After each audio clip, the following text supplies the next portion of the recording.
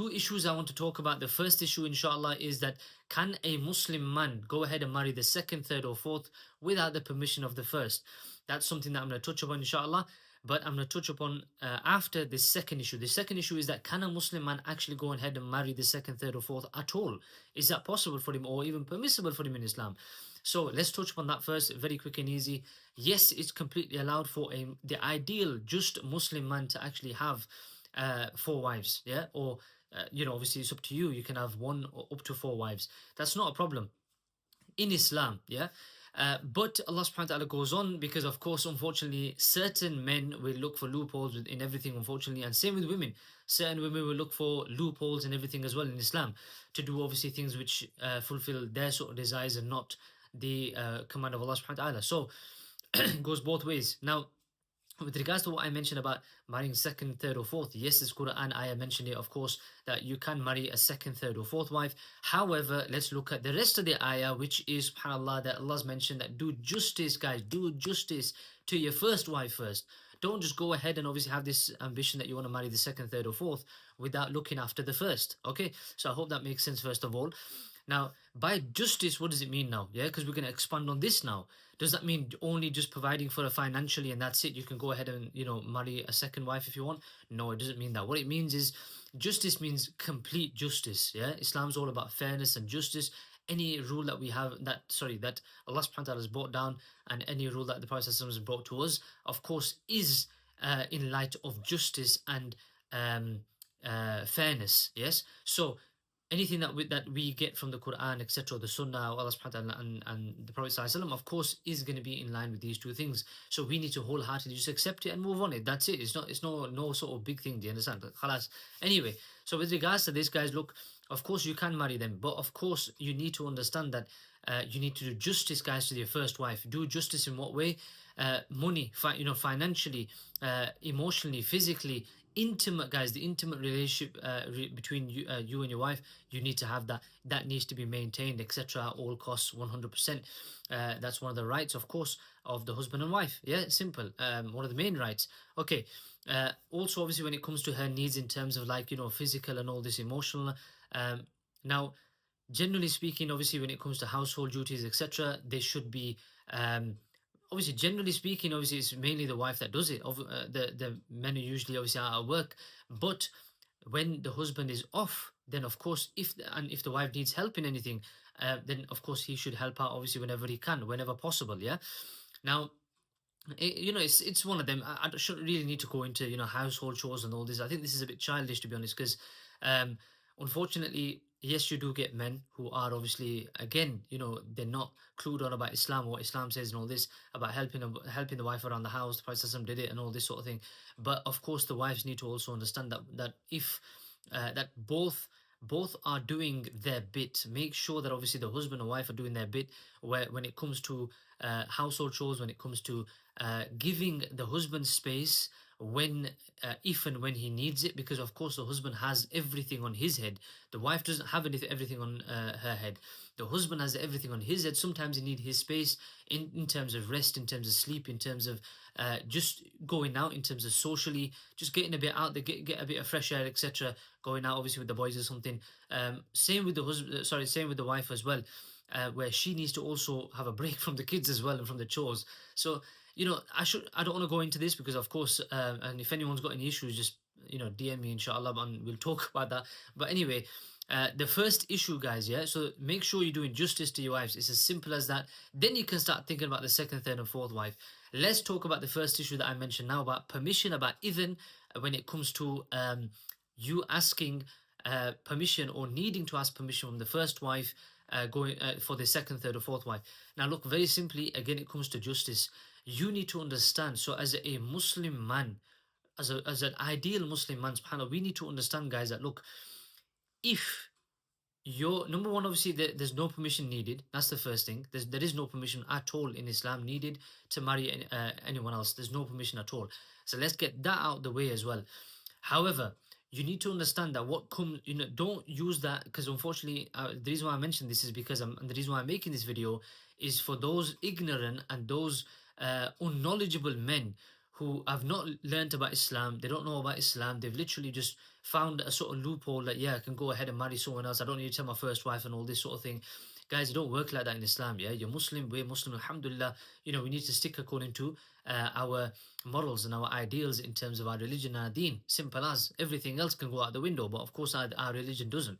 So very simply, make sure that obviously when it comes to asking for permission, and same with the women as well, guys, same with the Muslims as well, make sure you understand that the husband does not need permission. He does not need your permission to ask to go ahead and go and marry a second, third, or fourth wife.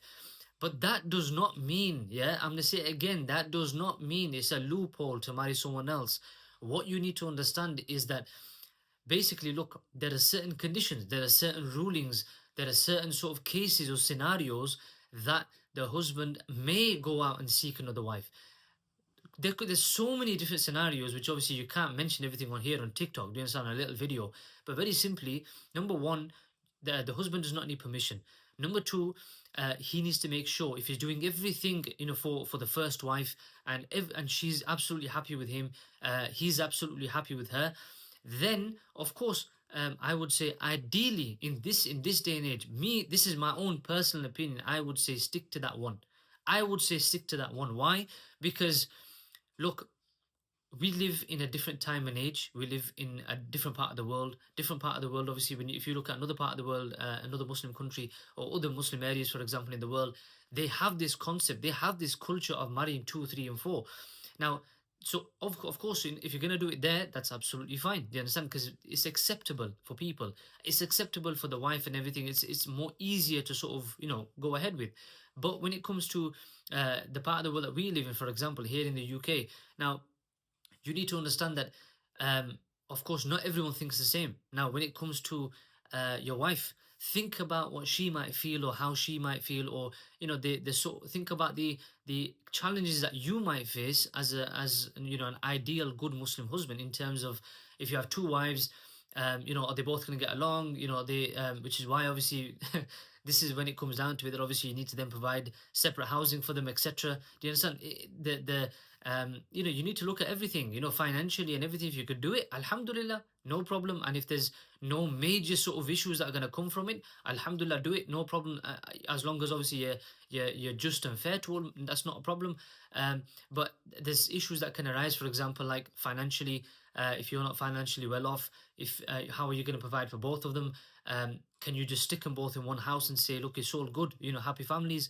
But sometimes that doesn't work out. Some women will be okay with that. Do you understand? Some Muslims will be okay with that. But again, you need to understand everything, the full scenario, the full situation that you want to put yourself in when you want to marry a second, third, or fourth wife. Same with the children. Let's say you've got children from the second and the first. Now, them getting along with each other, yes or no, etc. There's so many issues, guys, that can happen. Yeah.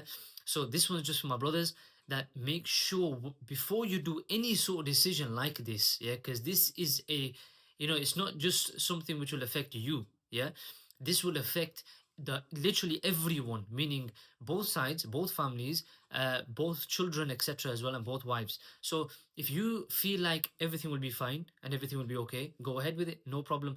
But if you feel like there will be issues and there will be huge and bigger problems than to deal with, then why go about it in the first place? It's as simple as that.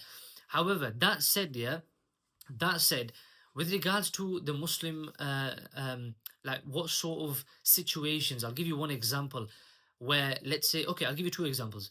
Let's say, for example, if the wife is not willing to, be intimate with you, yeah, let's say, and she's, I don't know, she's just being a bit funny, for example.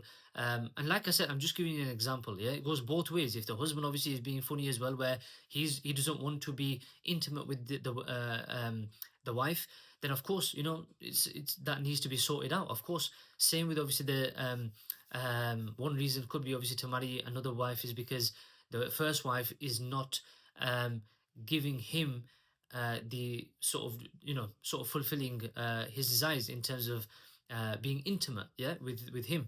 And I'm not saying that obviously it's his fault or her fault or anything. Again, we're not going on to this on TikTok. All I'm saying is a general issue could be the intimacy, yeah, that if, for example, the husband is not fulfilling his responsibility in this sense to the wife, then of course the wife has every right to say, look, I mean, it's not going to work like this. Simple as, she's got every right to speak up, and she needs to speak up. Same with the wife as well.